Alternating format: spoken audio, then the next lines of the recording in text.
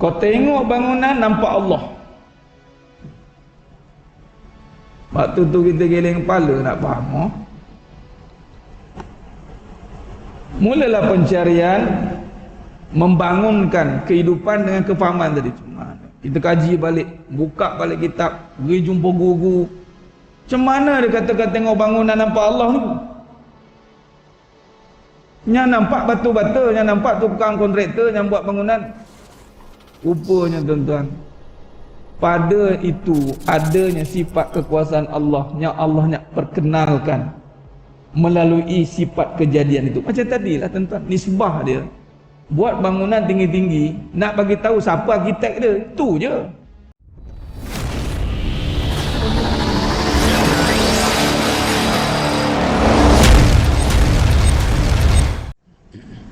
Assalamualaikum warahmatullahi wabarakatuh. Sidang jemaah yang dimuliakan Allah Subhanahu wa taala. Para tetamu-tetamu Allah yang dijemput khas oleh Allah untuk hadir ke rumahnya ini hanya semata-mata untuk mengimarahkan rumah Allah. Sebagaimana dinyatakan dalam surah At-Taubah ayat 18, innama ya'muru masajidallahi man amana billahi wal yaumil akhir ila al-akhir ayat. Hanya saja yang layak mengimarahkan rumah Allah itu adalah orang yang beriman, yakni yang mempercayai tentang hari akhirat, percaya dengan Allah, membawa maksud yang layak datang rumah Allah bukan orang yang ada masa lapang, tapi yang layak datang rumah Allah yang beriman. Siapa kata? Allah kata.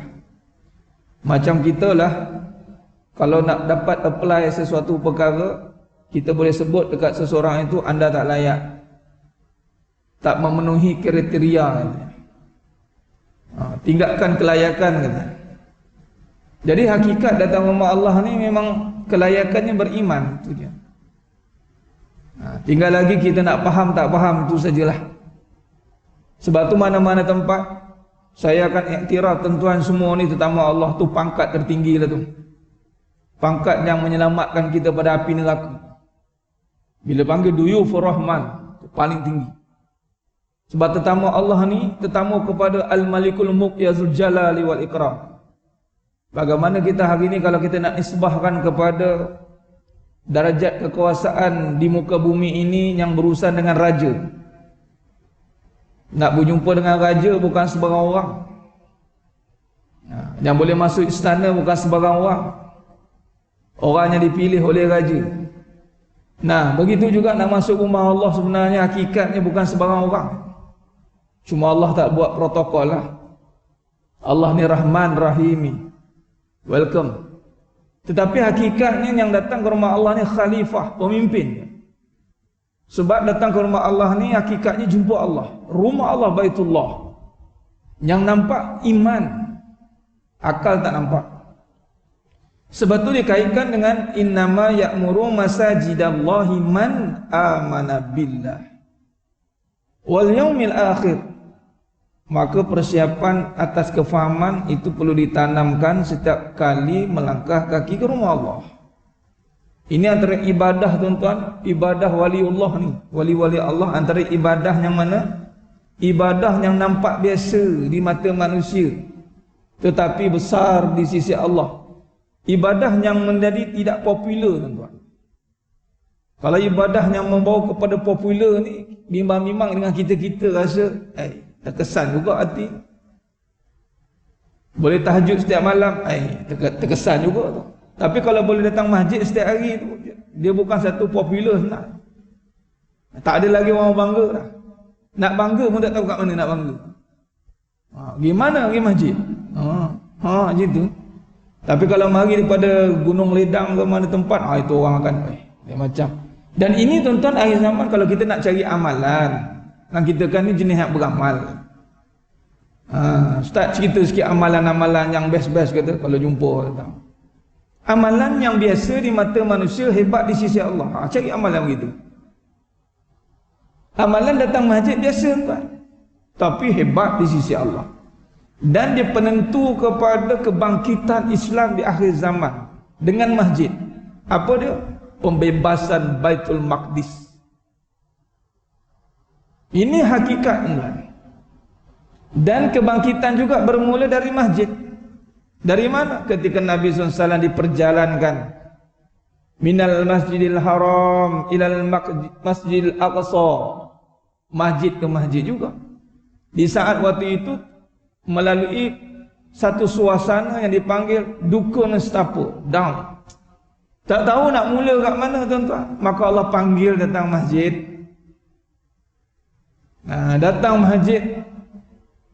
Kita sekarang ni sebab dah digembar-gemburkan dengan Makkah, Makkatul Mukarramah. Zaman Nabi dulu Mekah biasa tuan-tuan. Tak ada apa bangunan apa pun. Tengah baru-baru nak naik tuan-tuan. Maknanya datang masjid ni perkara biasa bagi setengah manusia, tapi wallahi bagi orang yang nak mengenal Allah, yang nak mencapai tahap hakikat sebenar, maka dia kena belajar untuk melihat, mengimarahkan, mentakzimkan rumah Allah. Belajar untuk meletakkan keistimewaan hadir ke rumah Allah. Sebab itu tuan-tuan, Nabi SAW buat rumah dekat Masjid Nabawi, wafat dekat masjid. Jadi masjid ni bukan cerita kecil, cerita besar. Dan saya pilih mukadimah ni malam ni lebih sikit tekan bab ni. Sebab sekarang saya tengah buat kempen tuan-tuan, kita jaga masjid kita, Allah jaga kita.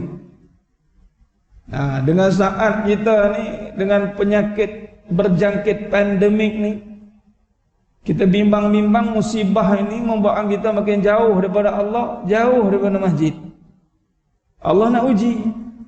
Itu saja. Memang Allah susahkan kita lah dengan SOP ni. Tetapi orang yang beriman, walaupun susah, dia tetap beramal. Nah, ini yang kita nak bangunkan kesedaran ini. Mudah-mudahan dengan kita menjaga kembali, mengagungkan. Jaga ni dengan erti kata menjaga pandangan, menjaga penglihatan, menjaga sifat masjid ini yang walaupun tidak perlu ada apa-apa function tuan-tuan, tetapi kita sendiri yang menganggap datang dengan satu keistimewaan. Bukan sekadar datang mengisi masa lapang, tidak tuan-tuan. Dan ini adalah utama, masa utama. Dan sidang jemaah yang mengatakan Allah SWT, kalau kita nak bahas tentang akidah, dalam perbahasan kita ni, hakikat kehidupan ni, tauhid dan tasawuf. Tauhid yang core ni, yang usul ni tauhid. Tapi dalam syarah kehidupan, bulan lepas saya dah sentuh bagaimana mukadimah kita syarahkan kehidupan bersandarkan iman, akidah. Dan kalau kita nak kaitkan tuan-tuan dalam kehidupan, kalau nak bangunkan akidah, kalau nak dikaitkan dengan surah Taubah tadi ayat 18, itu adalah dengan bangunkan masjid. Itu syarat dia tuan-tuan. Kalau Islam itu bangunkan solat 5 waktu. Islam, buniyal Islamu ala khamsin. Dan dibangunkan Islam dengan solat.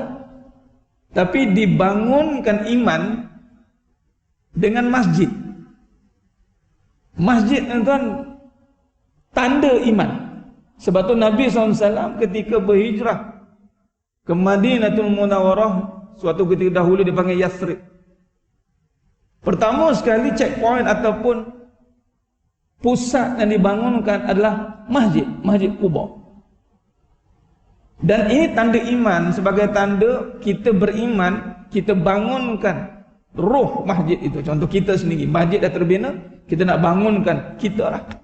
Itu tanda iman. Tanda Islam solat, tanda iman masjid. Gabungkan solat di masjid. Di situ. Kadang-kadang cerita makrifat tuan. Ma'rifatullah, kenal Allah. Solat kat mana-mana boleh ustaz. Memang solat kat mana-mana boleh. Tapi Allah ujilah, kalau nak solat tempat yang aku suruh, yang afdal, di rumah. Ada bukti iman tuan. Jadi maknanya kalau kita nak lihat pembangunan kehidupan itu hakikatnya, yang sebenarnya, kalau kita susun kembali perbahasan akidah, hidup itu bermula dengan iman, dengan Allah. Dalam perbahasan kehidupan dia ada 4 syarahan dia. Kehidupannya ada 4 syarahan dia. Syarahan yang pertama itu siddiq. membongkar kebenaran dan membenarkan. Syarahan yang kedua, amanah. Syarahan yang ketiga, fatanah. Syarahan yang keempat, tabligh. Digabungkan soft. Apa kaitan dengan kehidupan? Kaitannya adalah akhlak. Kehidupan dibangunkan dengan akhlak. Akhlak dibangunkan dengan 4 perkara. Dimulakan dengan siddiq. Siddiq berbicara soal iman. Makna iman apa? Tasdiqu bil qalbi. Membenarkan dengan hati. Ketika kita mula nak membenarkan dengan hati, kita kena mula belajar melihat dengan mata hati. Barulah kita membenarkan dengan hati. Kalau belajar melihat dengan mata kepala, tak jadilah. Itu cara. Belajar melihat dengan mata hati macam mana cara? Caranya adalah, saya mudahkan perbincangan ni tuan. Nanti kalau dah siap kitab ni boleh rujuk lah. Ni tengah print lagi ni. InsyaAllah nanti saya bagi edarkan. Kitab ni Allah takdirkan saya karang. Saya karang, kemudian ditahqiqkan oleh marhum Datuk Abbasan Din Al-Hafiz. Sebab cerita kehidupan ni tuan-tuan, kita tengok kiri, kanan, depan, belakang, atas, bawah. Bila mari kehidupan, tadi mengaji bab iman kan. Masuk kehidupan, hilang iman. Yang menyebabkan kita hari ini gagal nak menterjemahkan iman sebab kehidupan. Bukan sebab iman kita tak tahu. Tapi corak kehidupan tu menggagalkan kita untuk membangunkan iman di dalam kehidupan. Itu gagal. Sebab apa? Corak kehidupan kita tiada struktur. Tak ada kaedah di dalam membangunkan kehidupan. Kalau orang tanya lah tuan-tuan, kalau cerita bab agama mestilah awaluddin ma'rifatullah. Macam mana nak cerita bab agama ni? Wallahualam, ana tak mahir je bab ni. Tak apalah. Mungkin adanya arif bercerita soal agama. Tapi soal kehidupan tuan-tuan, kalau orang tanya, nak mulakan dengan apa kehidupan ni tuan-tuan? Kalau anak kita tanya ke, siapa-siapa tanya ke, minta nasihat, tengok kita kan berjaya tuan-tuan. Orang tengok, ni nak minta nasihat ni, macam mana mula hidup? Kita pun kebit tengok, mana nak jawab? Nah, anak tu macam mana nak mula hidup? Sudah dah. Maka kalau tak ada perbahasan tadi bermula dengan struktur tadi, maka dah tahu iman hanya yang ada Allah. Kalau ngaji sifat 20, yang wujud hanya Allah. Lawannya tiada. Sifat makhluk harus ada atau mungkin ada, bukan wajib ada. Sebab tu ada orang yang ada dan tak ada. Contoh, kahwin. Ada orang yang ada anak, ada orang yang tak ada anak. Di saat ada anak, nak jawab apa? Allah ada kan? Di saat tak ada anak, nak jawab apa? Harus ada, bukan wajib ada. Ada orang ada duit, ada orang tak ada duit. Kenapa setengah orang ada duit, setengah orang tak ada duit? Sebab yang tak ada tu harus ada. Dia bukan tak berusaha tuan-tuan. Kadang-kadang tengok dia punya usaha, kita geleng kepala. Dekat traffic light tu tuan-tuan, dia bawa ni Yang duduk dalam kereta pun lah boleh dilanggar kita. Ini baru-baru ni, Allah Akbar, inna lillahi wa inna ilaihi raji'un. Allah. Itulah orang kata malang tak berbau.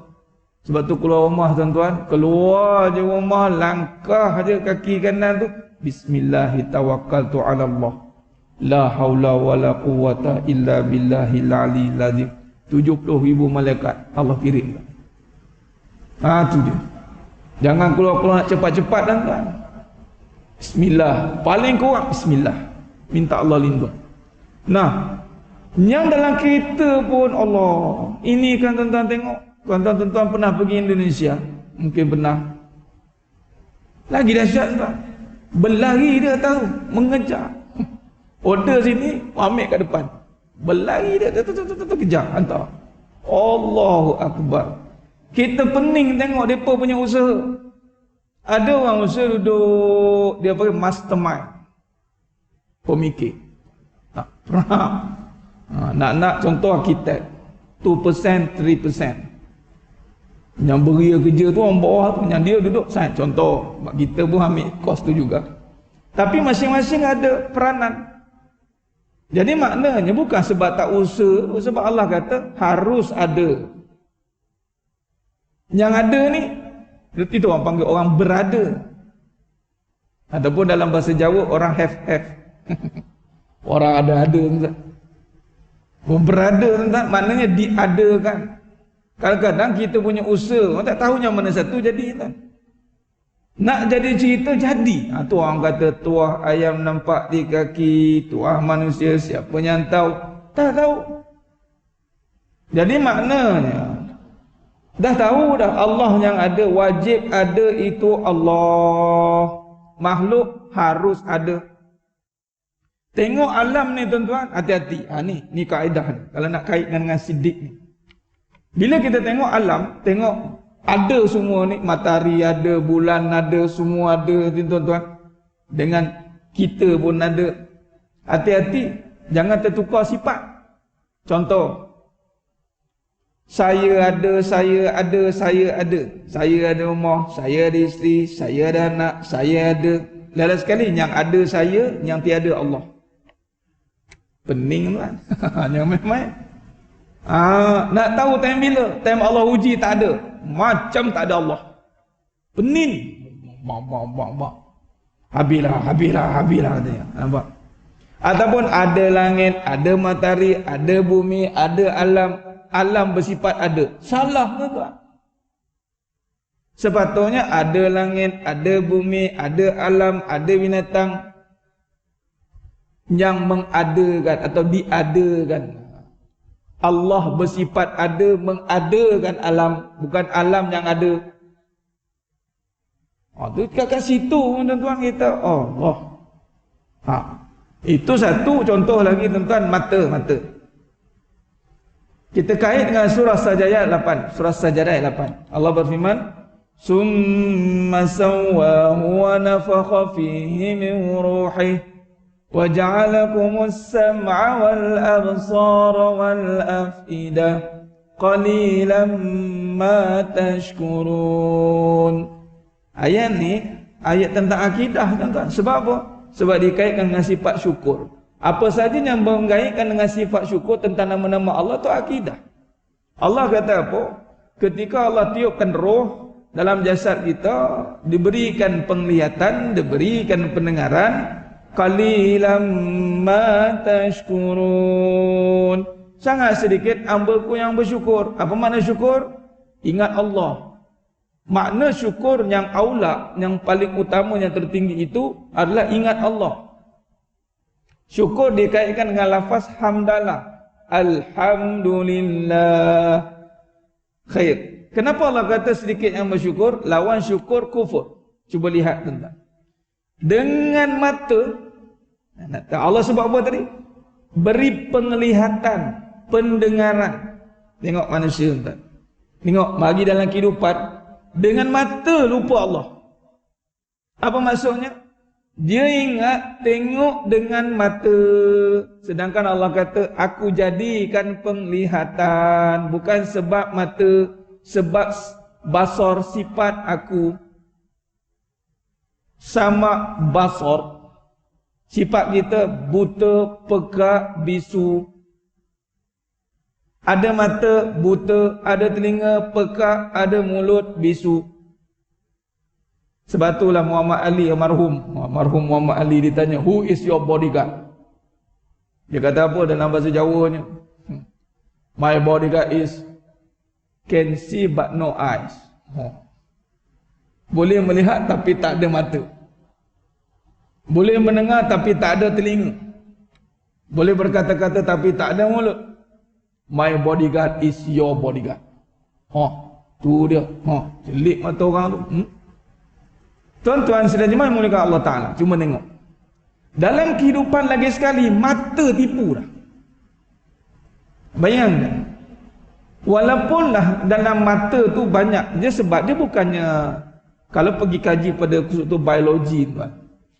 Dia bukannya, kita tak tahu mana satu kombinasi yang menyebabkan cahaya tu boleh terima, sebab cahaya, retina, apa saraf optik, macam-macam elemen yang kena ada untuk boleh melihat. Tetapi bila ditanya, di manakah duduknya penglihatan? Pening nak jawab tuan. Di matanya kah? Di retinanya kah? Di saraf optiknya kah? Orang beriman jawab dengan Allah. Melihat dengan Allah, mendengar dengan Allah, sebab tu sifat Allah. Sifatnya mana? Kekuasaannya menjadikan pendengaran, menjadikan penglihatan. Allah kata qalilan ma tashkurun. Nah, sebab itu kehidupan tuan-tuan kalau tidak dimulakan dengan Allah, bermakna mula dengan ghairillah. Mula melihat dengan benda bahaya tuan. Contoh tadi, yang ada benda, sedangkan patut yang ada. Sebab tu wajib mengaji, malah fardu ain.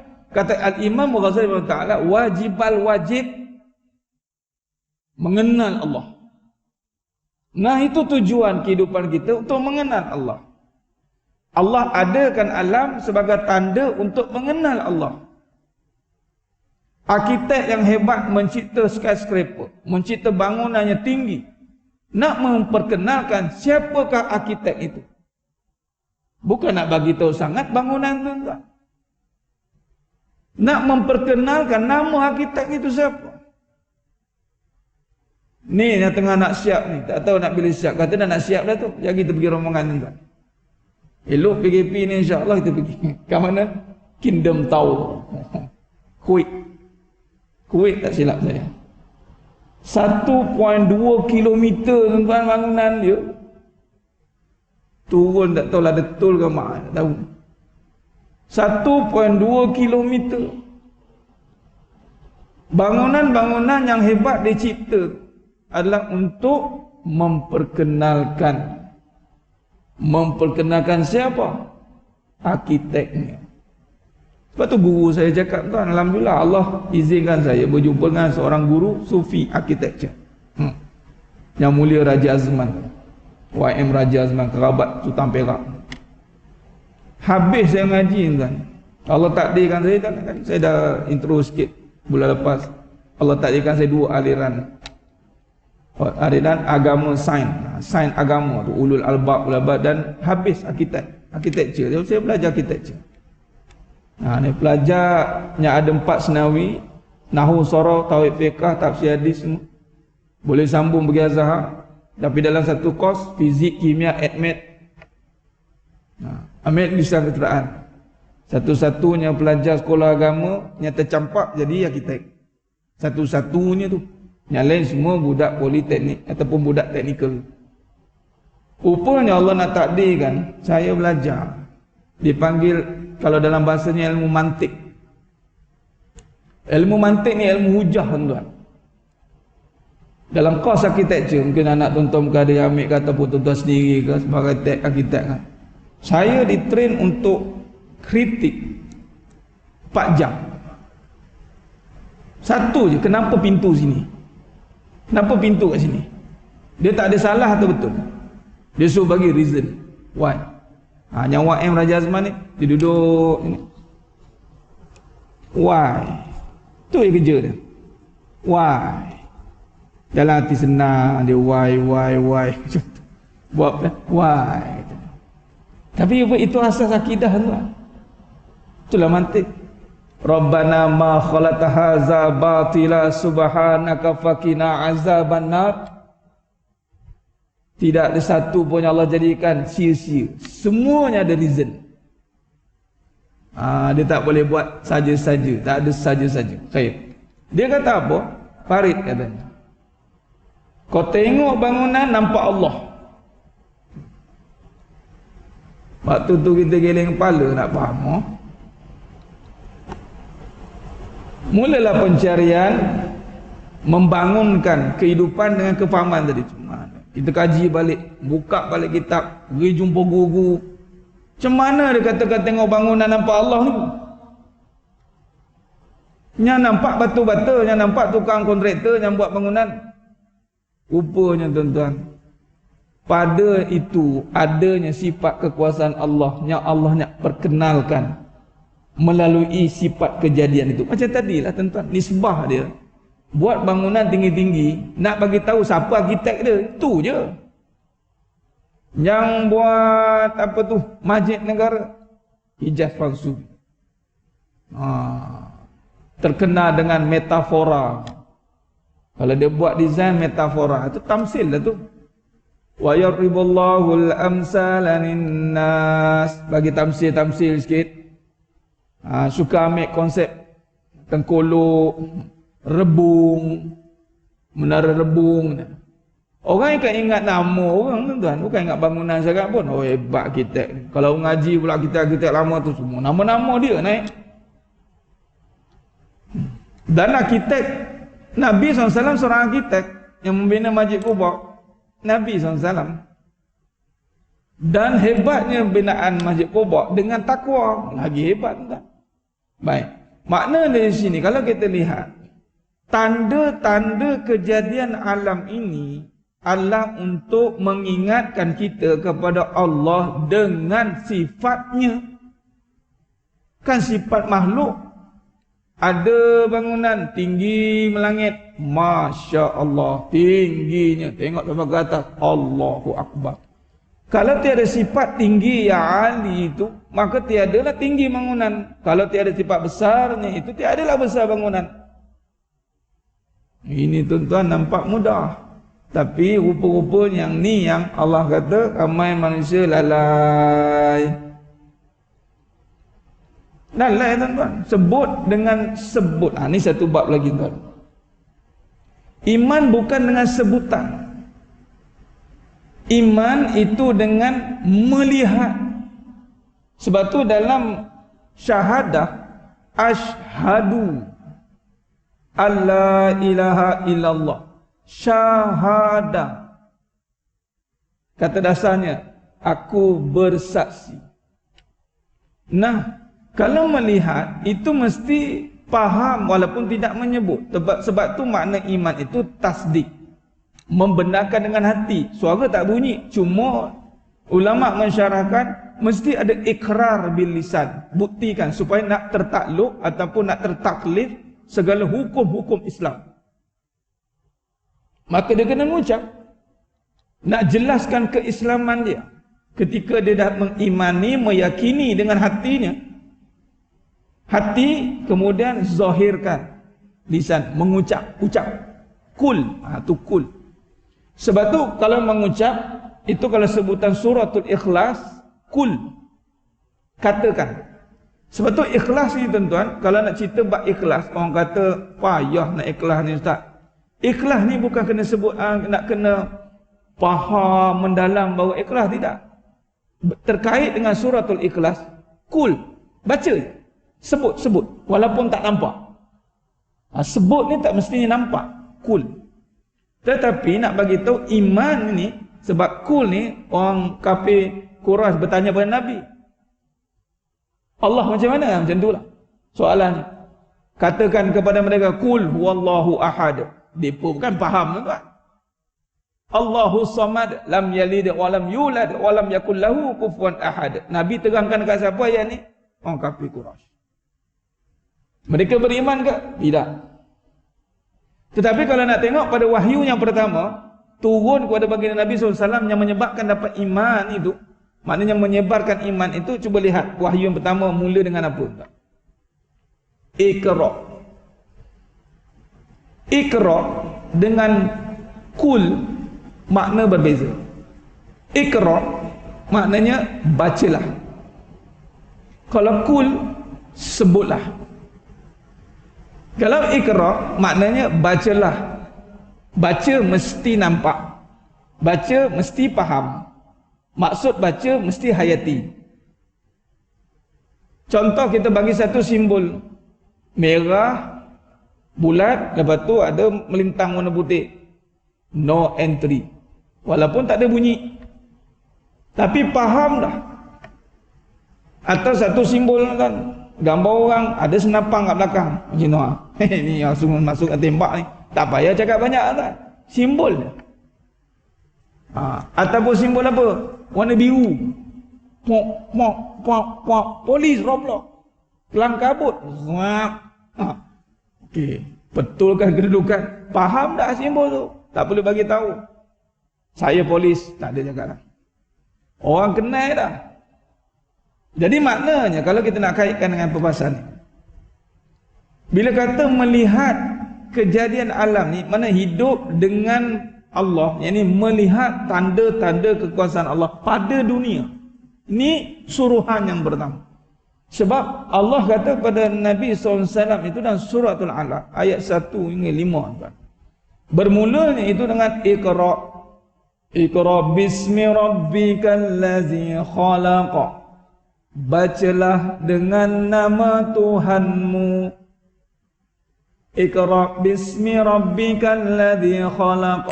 Bacalah dengan nama Tuhanmu yang menjadikan semua. Nama Tuhan yang mana? Bismi Rabb yang mana? Rabb yang mana? Disambut, dijawab dengan Bismillahirrahmanirrahim. Allah Rahman Rahim. Bukankah dengan sifat itu terbenanya alam? Contoh, alam apa yang terbina Ustaz? Saya ambil Rahman Rahim. Ar-Rahmanir-Rahim. Nak kaitkan kehidupan ni. Apa dia? Alam rumah tangga. Dengan sifat apa terbina rumah tangga? Dengan sebab cinta dua merpati sejoli? Dari mata turun ke hati? La. Tapi dari sifat Allah yang meniupkan kasih dan sayang di dalam hati. Tiup surah Ar-Rum ayat 21. Kalau tidak dengan sifat Rahman Rahim, tak ada rumah tangga. Bukti ramai yang kadang bertanya dengan saya, tuan-tuan, Mrs. Ustaz, saya ni ada suami tapi tak ada kasih sayang, tak ada ertinya Ustaz. Saya pun tanya, nak suami ke nak kasih sayang? Itulah yang confuse ni. Dua-dua lah nak Ustaz. Dalam dua-dua nak tu berat yang mana? Berat kat suami lah, kasih sayang tak berat pun. Sebab kasih sayang kalau berat itu pada Allah, bukan pada makhluk. Sebab tu ramai manusia tertipu di saat dia mengejar makhluk, disangkakan sifat itu ada pada makhluk, setelah dapat makhluk tak ada kasih sayang. Pening kan? Menung terus. Mana pula kasih sayang ni? Tuh suami tak ada kasih sayang, tak layan saya, tak ada. Dah tadi kata kasih sayang pada suami. Cari harta, kemudian disangkakan kaya pada harta. Dah ada harta tak dapat kaya itu, tuan-tuan. Sifat bakhil pun sampai. Benarlah kata Nabi, laisal ghina an kasratil arad walakinnal ghina an-nafs. Tidaklah kaya itu dengan banyaknya harta, kaya itu dengan jiwa. Dengan sifat Allah, tuan-tuan. Al-Ghani wa antal ghani wa nahnu fuqara. Kaulah yang maha kaya, kami yang fakir. Itu dia. Jadi sidang jemaah yang muliakan Allah SWT, kesimpulan yang kita boleh buat pada malam dengan penuh barakah ni, insya-Allah. Jadi maknanya, tuan-tuan, kalau kita rujuk balik pada perbincangan kita ni, kehidupan itu mesti dimulakan dengan sifat yang pertama tadi, siddiq, yang membincangkan tentang keimanan, kembali mengalihkan pandangan dengan hati. Atau tadi tengok dengan hati. Bila tengok dengan hati, tuan-tuan, kita nak menafikan kebendaan, nak menyatakan kekuasaan. Itu datang nanti perbincangan la ilaha illallah. Nafikan kebendaan, itu tugas kita, tuan-tuan. Nafikan, contoh tadi, nafikan kasih sayang itu ada pada suami, kasih sayang itu ada pada Allah. Bila ada pada Allah, maka tunduklah pada Allah, taatlah pada suami. Patutnya. Kalau ada pada suami, tuan-tuan, kalau dia tak dapat, dia akan boleh buat sewenang-wenangnya. Kalau ada pada makhluk, kalau tak dapat, dia boleh menzalimi sewenang-wenangnya. Macam tu. Jadi maknanya, benarlah kata Allah SWT itu bila disuruh manusia kembali melihat dunia dengan nama Allah. Sebab kalau dunia tidak dilihat dengan nama Allah, tuan-tuan, wallahi, kezaliman yang berlaku atas muka bumi ini sebab dia melihat ini dunia ana yang punya. Walaupun semua orang kata dunia ni milik Allah, milik Allah, tapi bila tengok nama kita naik, nama Allah tak ada.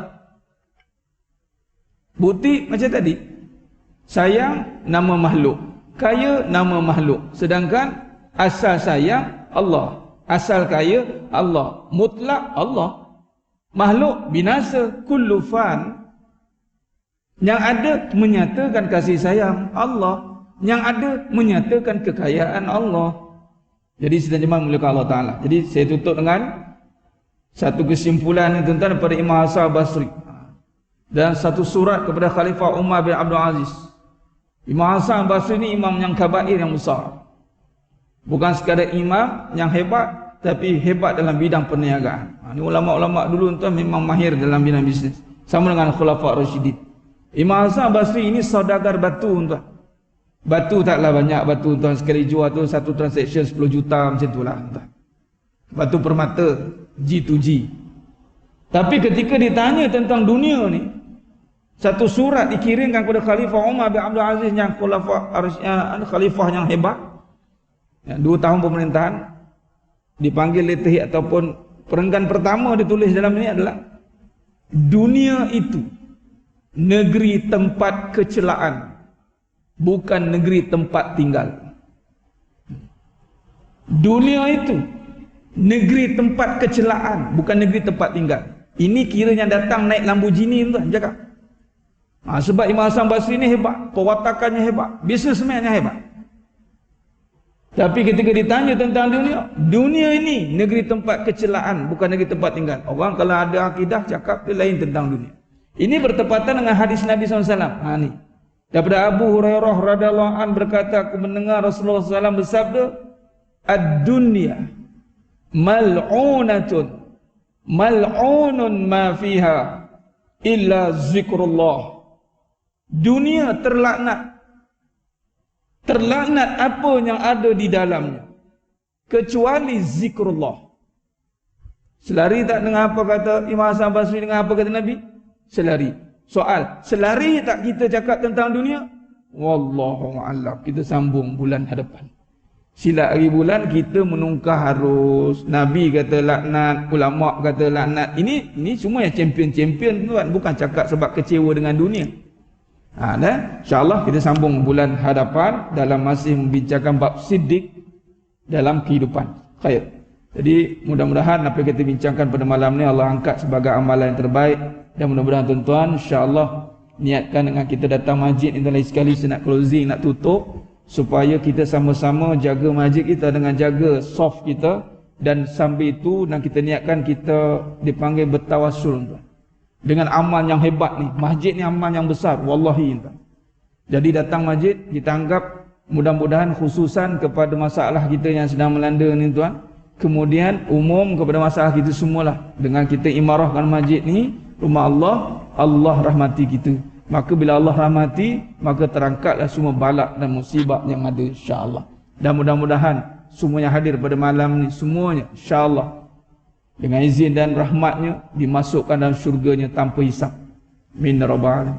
Aqulu qouli hadza wa astaghfirullahalazim li wa lakum wa bila taufiq wal hidayah. Assalamualaikum warahmatullahi wabarakatuh. Tangguh dengan tasbih farah suratul as. Subhanallah wa la wal asr innal ladzina amanu wa tawassalu. Wallahu a'lam bis-shawab.